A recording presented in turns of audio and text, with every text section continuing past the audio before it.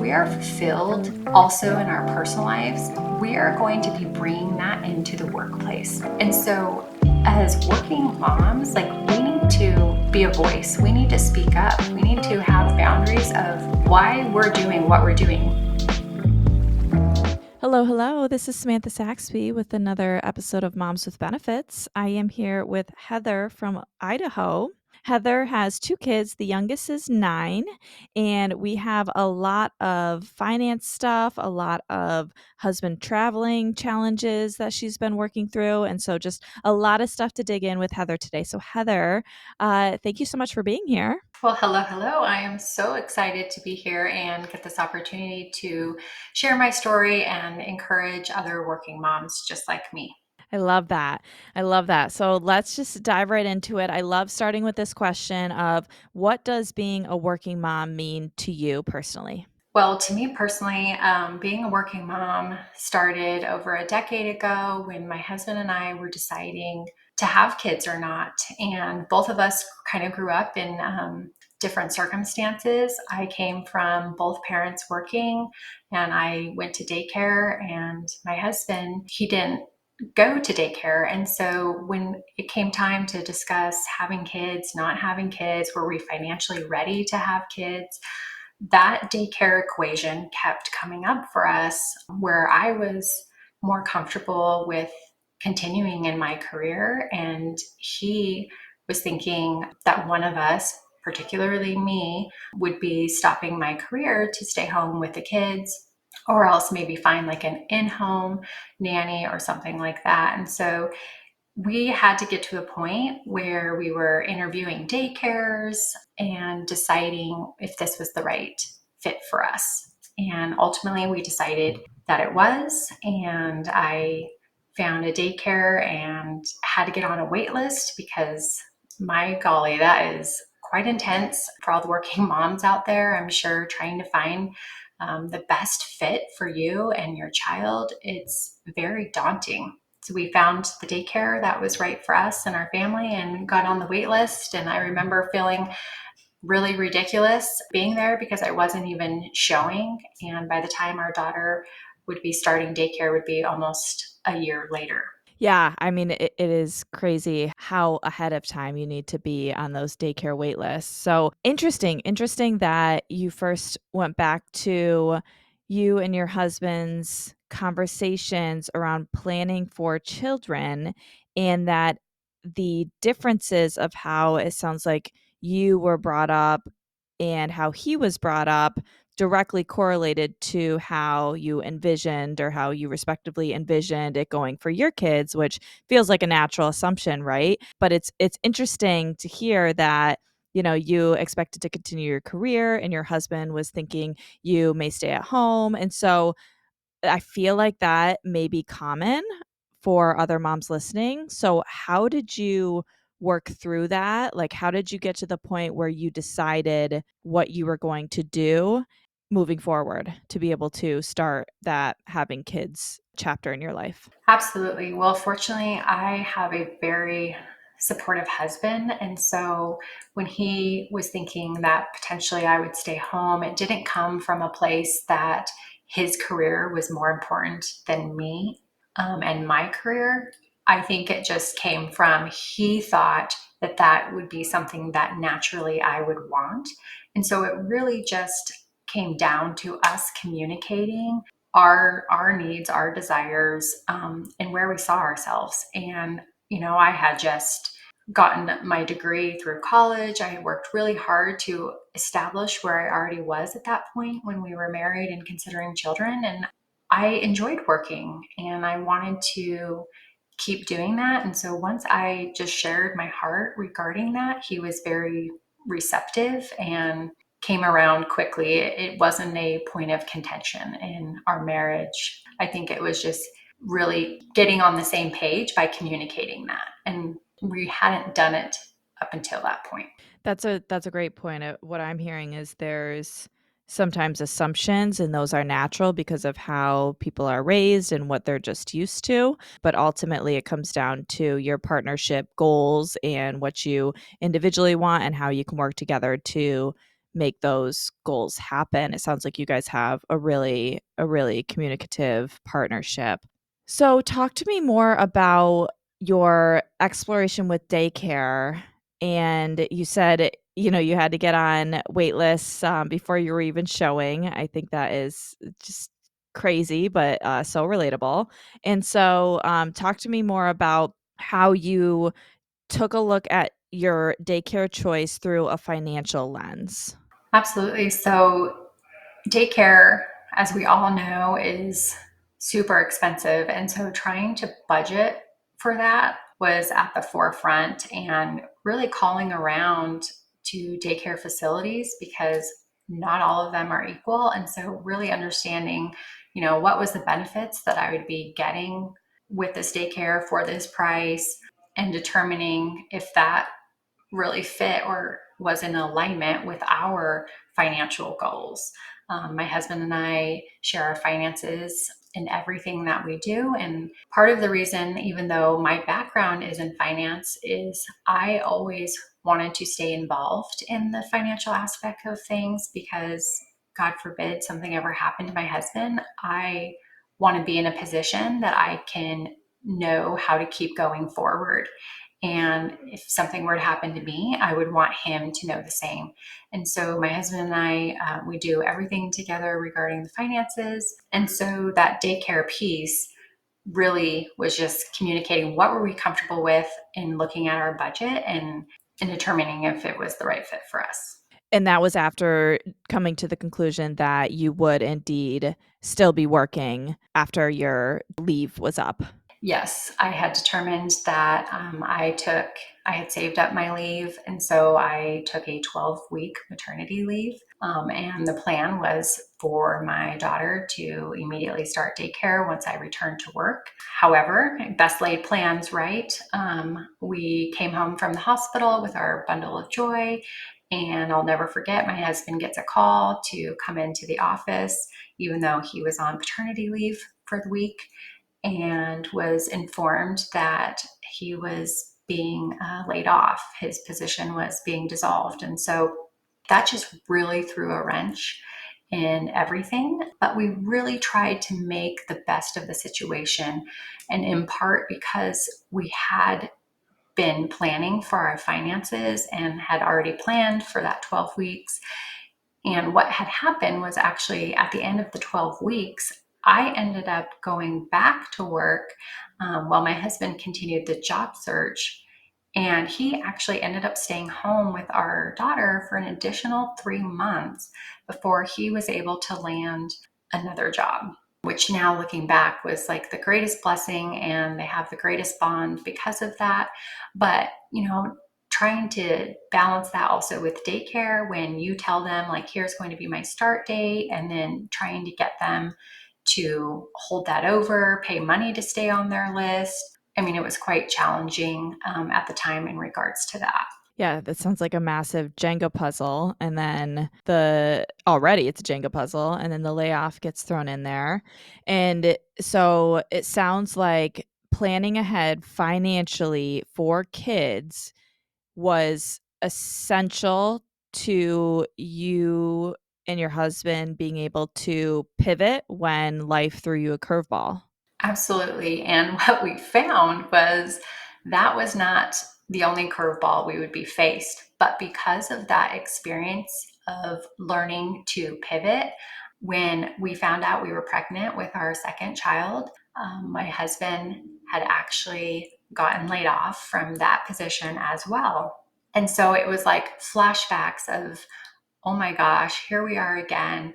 But this time we actually had more peace because we knew we had overcome that first situation and had done just fine. And now we were in a position that this didn't deter us. And so my husband found a new job, but this time it was actually something we had to really think about, pray about, discuss, because while it was a good position, it was going to change our life. And what I mean by that is this position was actually a traveling position.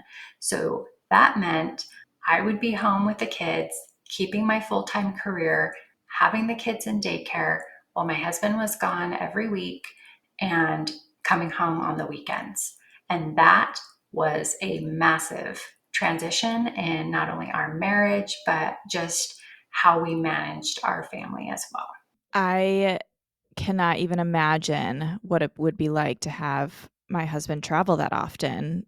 He travels sometimes, and it feels like we have to plan and talk ahead, and I have to kind of mentally prepare to know it's just me holding down the fort. So I would imagine, okay, so if your youngest is 9 years old right now and he's had this job for a while, do you have some tips and tricks of how you and your husband have been able to figure out how to plan ahead for when he's going to travel and figure out how you're going to handle the additional mental load and the physical load of the drop offs, the pickups? Like, talk to me about how you've been able to make this work. Because I do think when a partner travels, it can feel really isolating. And, like, again, everything is on you as the mom. Yes, and it did feel very isolating. And I can encourage any mom out there that's going through maybe the same scenario is it does get better once you know what to do. And I no longer feel isolated in the situation. But in the beginning, it was new. And I had never grown up in, a house. Both my parents came home every night. I didn't grow up in a house where, one of the parents was working out of town. So this was a new concept to me. And I really had to open my mind to it to understand how this would work for our family. And one of the things we do to make this successful is keeping the communication number one. And that is not making assumptions, but actually communicating and taking the time each week to say, how are you doing? What are your needs? Is there anything that I can be helping you with? And I would say that even though my husband is traveling and now he's evolved in his career and he still travels very frequently, but not as much as it was 10 years ago, we are still having those same conversations to make sure that we're on the same page. And it starts with communicating. And I'm often asked, like, how do you do it? Especially in the early days when, I'm lugging, the kids to and from the car seats, the daycare drop off. My kids were the first ones at daycare every single day and the last ones to be picked up as well, because I didn't work near my daycare and was traveling across town to accomplish that. And so, fortunately, I do have my parents in town. They have been the biggest blessing of having that supportive community. If I need somebody to step in and help, pick up the kids or run them to an activity or something, but really having our routines as well. And I mean, that can be as little as making sure we're all on the same page of what's our calendar for tomorrow. And my husband and I both share a calendar and we put everything on there. That's, what hotels he's staying at, what are his flights to and from, what is my work schedule, what are the kids' schedule. And so even if we aren't physically together, we are on the same page and making sure that partnership is staying a partnership. So I'm not feeling isolated in the journey. I think that's a ton of knowledge you just gave, and it feels like the theme keeps circling back to a strong partnership. And in order to have that, it all comes down to your communication. And I really liked your phrase about not making assumptions. I think that's really powerful and hard sometimes, but we can do hard things. Just like Brene Brown says, we can do hard things. So I think the other thing that stood out with me was you said, even 10 years ago to now, you're having the same conversations. Sometimes I feel like it could feel daunting, like, oh my God, I'm going to have these conversations for the rest of my life. But then I think of it as like, okay, we are going to have this conversation for the rest of our life. So, how do we have it well? How do we have it efficiently? And how do we have it so that it strengthens our partnership? Those are just some of the thoughts that came to mind when you were sharing about you and your husband's strong partnership. Does any of that resonate? Yes, and I think you hit it. It does feel routine, but being in a routine that everyone's aware of is what helps us succeed. And we have done that by making sure that where we're choosing to spend our time, what we're saying yes to, is aligned with our values, and setting boundaries that not only are we aware of, but those around us, our careers, everyone is aware of. This is what we do, this is how we operate. And if it doesn't fit within that, it's not going to happen. And that is something that we do to protect our family and our sanity to make this work. So, Heather, we didn't really go into boundaries in our conversation before we started recording. Do you have anything more to add in there? Because I think that's also a hot topic. Yeah. So, I mean, setting boundaries, that to me means even at work, right? It is a priority for me to try and be a present mom, but also a working mom. So, one of the things that I've really tried to do is find a way I can still volunteer in some capacity with my kids in their school. So that way I'm not just removed, because a lot of times it is the moms that don't have a full-time career that are in the school helping in the classroom. And I would hear my kids say, oh, so and so's mom was here again today, or so and so's mom can help every Wednesday, and you're not. Or people ask me, when is my mom helping? And so one of the things that I've done is I've had to really communicate to my boss and say, hey, this is a priority for me to be present in that capacity at my child's school. And it's not every week, but I do what I can to make it work. And so my work knows that boundary when it comes to I'm doing this for my kid, it's going to happen. It's a non negotiable. And I've just established that very clear from the beginning. That's incredible that you've been able to advocate for yourself with your employer and that they've been receptive to that. And I think it's something we talk about a lot is moms, working parents in general, like we need flexibility. So that's a great example of that. And I'd love to know anything you want to share about how you advocated for yourself in those conversations. Yeah, I think a lot of women, as a working mom, it can feel very overwhelming where you don't maybe feel like you can approach your boss or your manager, HR, whatever your work climate is, with your needs, because you feel like that may make you a bad employee. But quite the opposite is true, right? If we are fulfilled also in our personal lives, we are going to be bringing that into the workplace. And so as working moms, like, we need to be a voice. We need to speak up. We need to have boundaries of why we're doing what we're doing. Like, why are we working so hard? And what is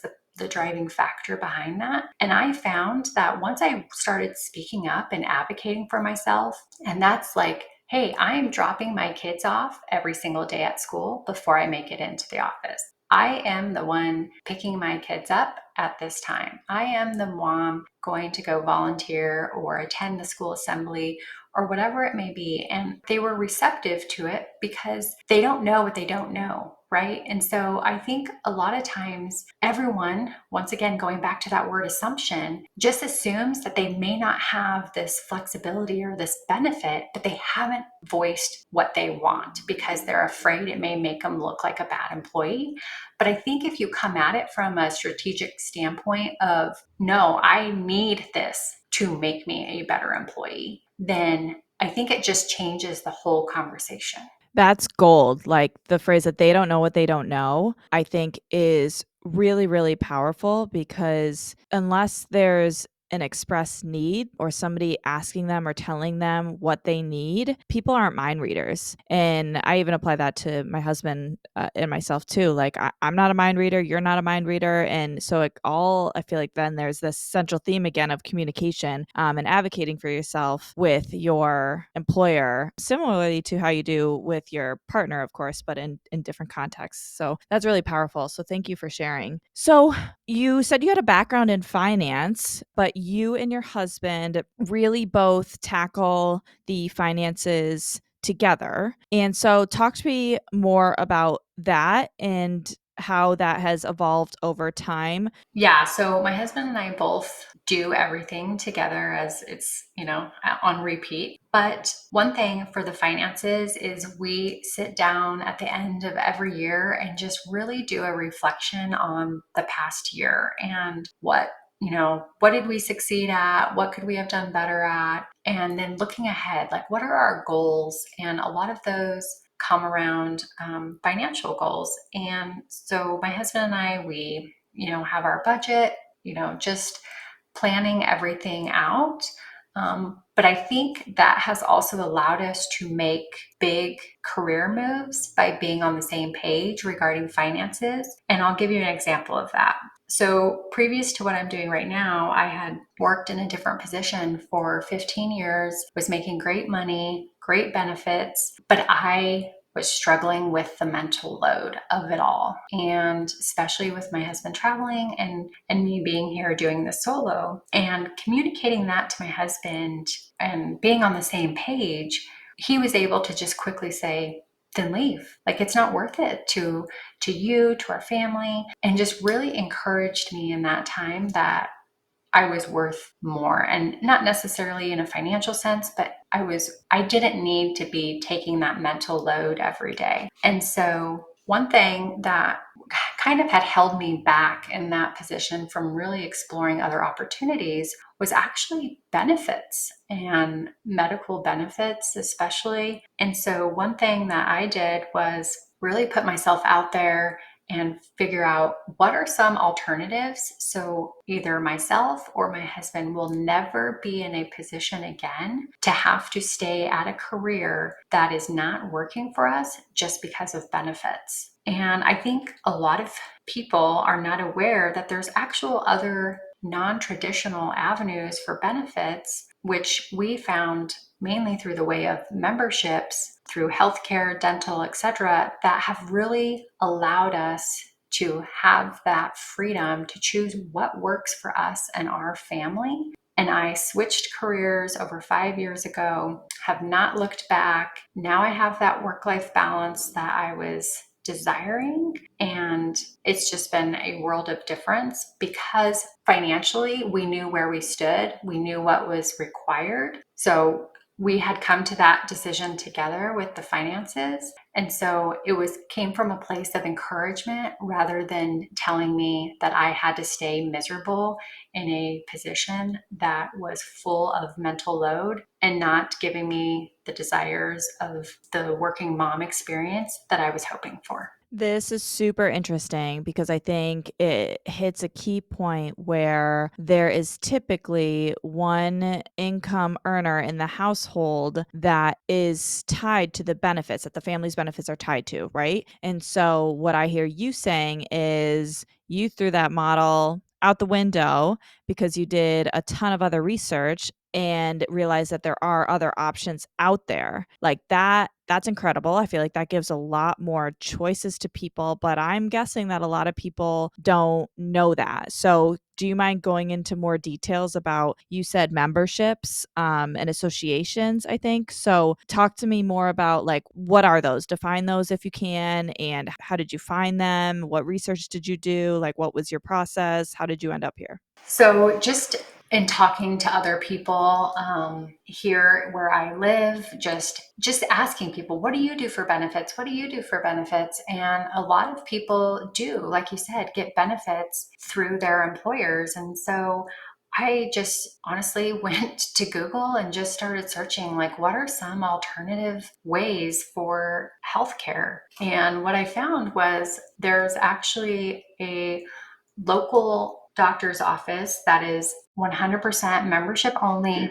We pay a flat fee at the beginning of every year. The fee has not even increased over the last 5 years. We pay no copays. I could go visit them every single day if I wanted to. And they are kind of like your primary care doctor. So, stitches, fever, colds, any of that stuff is one membership. Then we also have a separate healthcare membership that we are part of that we pay monthly on for our family. And that is just purely catastrophic care. And that we would only use if the local care couldn't cover what the needs were at the time. So, for instance, my daughter broke her arm this last year, and we had to go to the hospital and get it reset and all that stuff. And so that fell into that catastrophic care. And we just pay a membership fee for that. And then we also do the same thing. I switched dentists. I called around, found one that offered memberships for a flat fee. And then any services, we got a special discount for being a member. And so that's just a way that we plan our healthcare benefits month to month into our budget, is outside of our employer and our paychecks.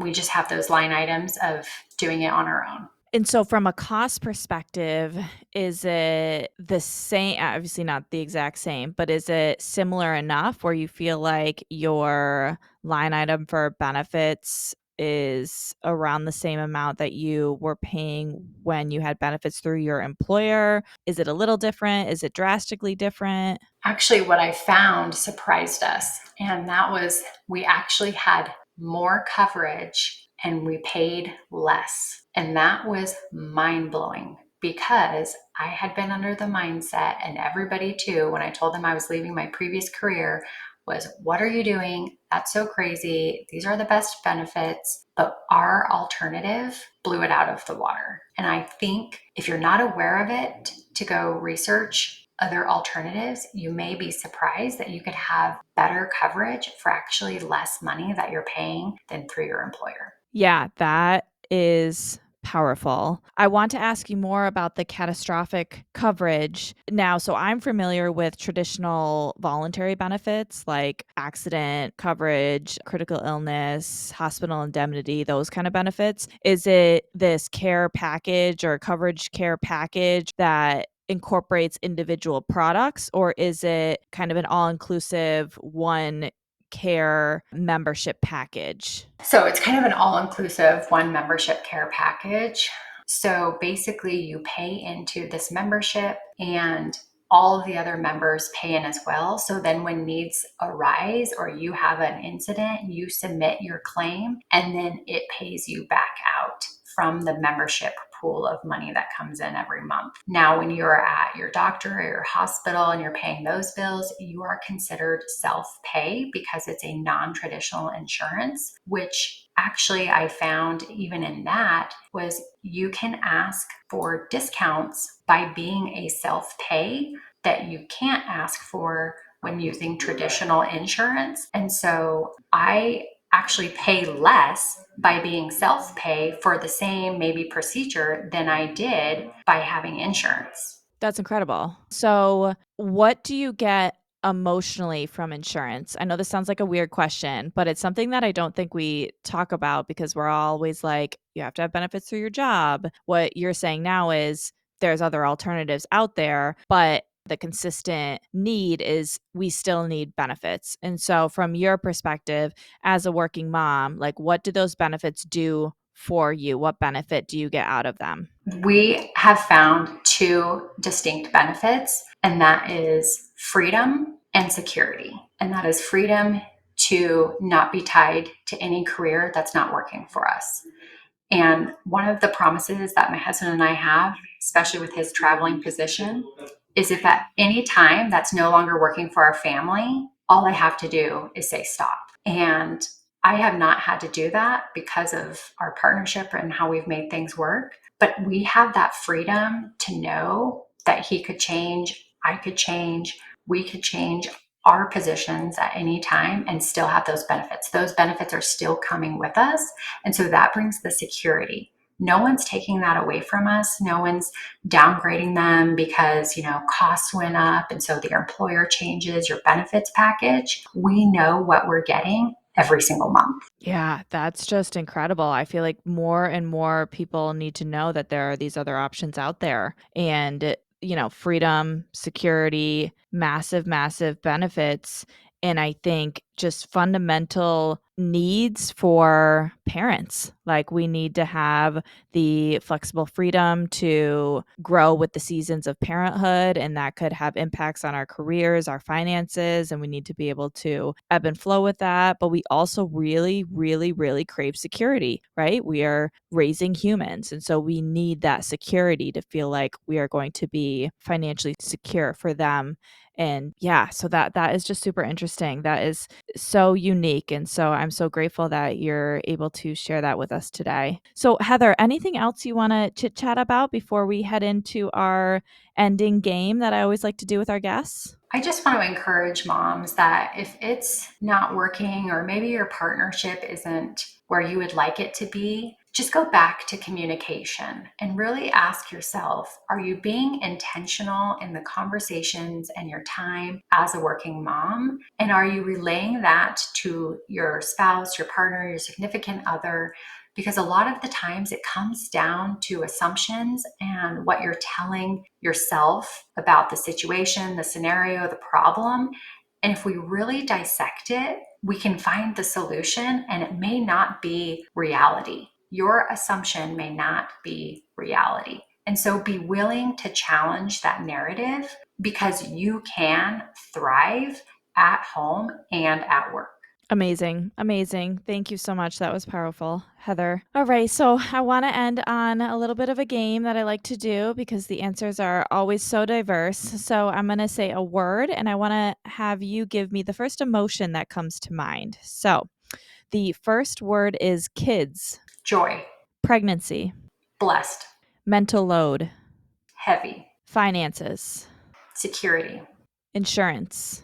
That would be security for me also. Yeah. And the future. Excitement. All right. Well, thank you so much for joining us, Heather. It was a pleasure talking to you. Thank you. You too.